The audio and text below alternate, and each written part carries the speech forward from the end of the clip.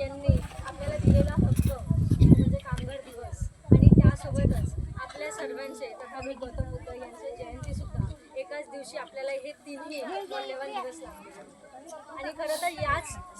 अवसरवर मला तुमच्या सर्वांसमोर इथे विचार ही खूप मोठी गोष्ट आहे.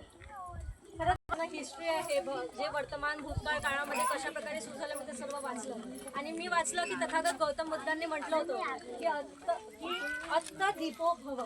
म्हणजे स्वतःने आपणच आपला दिवा